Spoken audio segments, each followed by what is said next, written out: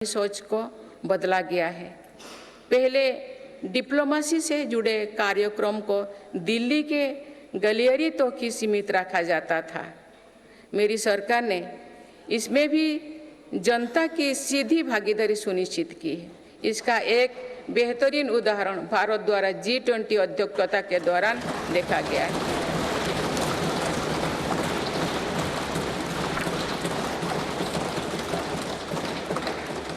भारत ने G20 को जिस प्रकार जनता से जोड़ा, वैसा पहले कभी नहीं था। देश भर में हुए कार्यक्रम के जरिए भारत के वास्तविक सामर्थ्य से दुनिया का परिचय हुआ। जम्मू कश्मीर और नॉर्थ ईस्ट में पहली बार इतने बड़े अंतर्राष्ट्रीय कार्यक्रम हुए।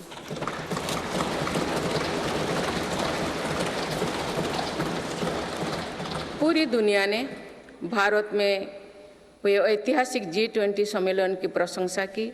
ऐसे बंटे हुए माहौल में भी एक मत से दिल्ली घोषणा पत्र जारी होना ऐतिहासिक है।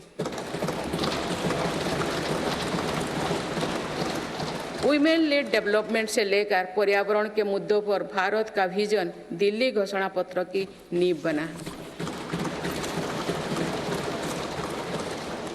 हमारे प्रयासों से G20 में अफ्रीकन यूनियन के स्थायी सदस्यता को भी सराहा गया है। इसी सम्मेलन के दौरान Bharat middle east Europe corridor के निर्माण की घोषणा हुई है। ये कॉरिडोर भारत के सामुद्रिक सामर्थ्यों को और सशक्त करेगा। ग्लोबल बायोफ्यूल अलायंस का लॉन्च होना भी बहुत बड़ी घटना है। इस प्रकार के कदम वैश्विक समस्याओं के समाधान में भारत की भूमिका का विस्तार कर रहे हैं। माननीय सदस्यगण, मेरी सरकार ने वैश्विक विवादों और संघर्षों के इस दौरे में भी भारत के हितों को मजबूती से दुनिया के सामने रखा है। भारत की विदेश नीति का दायरा आज अतीत की विदेशों से कहीं आगे बढ़ चुका है। आज भारत अनेक वैश्विक संगठनों का सम्मानित सदस्य है। आज आतंकवाद के खिलाफ भारत दुनिया के एक प्रमुख आवाज है।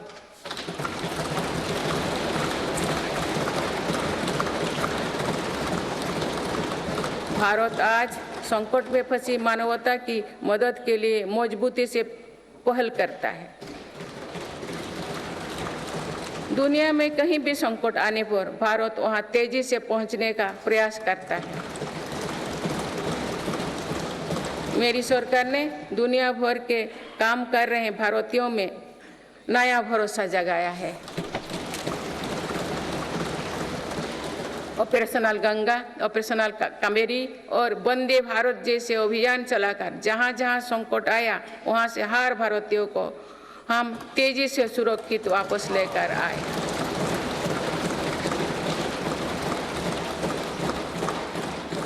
मेरी सरकार ने योग, प्राणायाम और आयुर्वेद की भारतीय परंपरा को पूरी दुनिया तक पहुंचाने के लिए निरंतर प्रयास किए।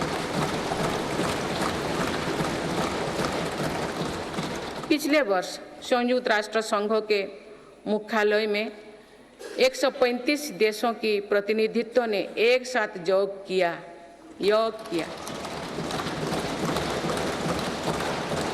ये अपने आप में एक नया रिकॉर्ड है।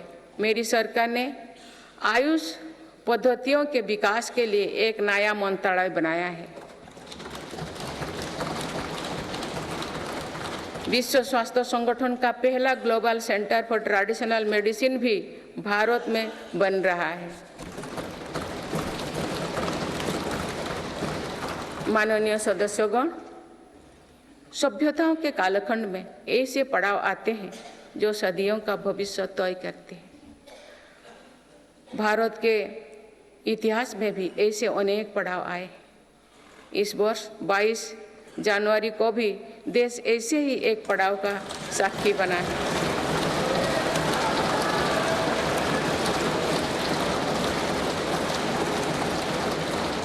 सदियों की प्रतीक्षा के बाद अयोध्या में रामलला अपने भव्य मंदिर में विराजमान।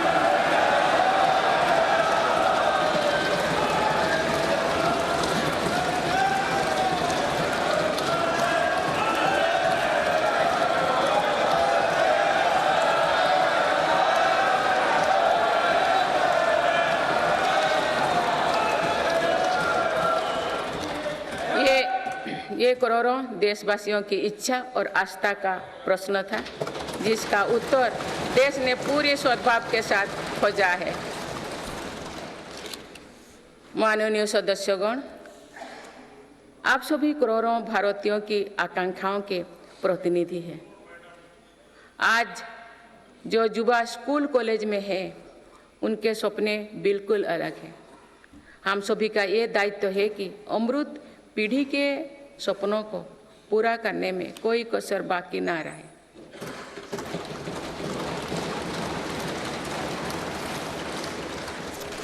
विकसित भारत हमारी अमृत पीढ़ी के सपनों को साकार करेगा। इसलिए हम सभी को एक साथ मिलकर संकल्पों की सिद्धि के लिए जुड़ना होगा।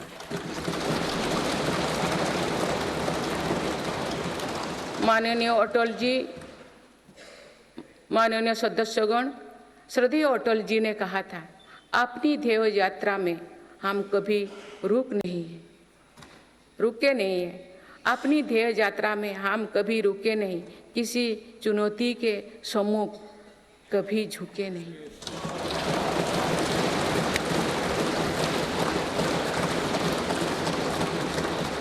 मेरी सरकार 140 करोड़ देशवासियों के सपनों को पूरा करने की गारंटी के साथ आगे बढ़ रही है। मुझे पूरा विश्वास है कि ये नया संसद भवन भारत की ध्येय यात्रा को निरंतर ऊर्जा देता रहेगा, नई और स्वस्थ परंपरा बनाएगा। वर्ष 2047 को देखने के लिए अपने साथी तो अब इस सदन में नहीं होंगे, लेकिन हमारी विरासत ऐसे होनी चाहिए कि तब की पीढ़ी हमें याद रखे।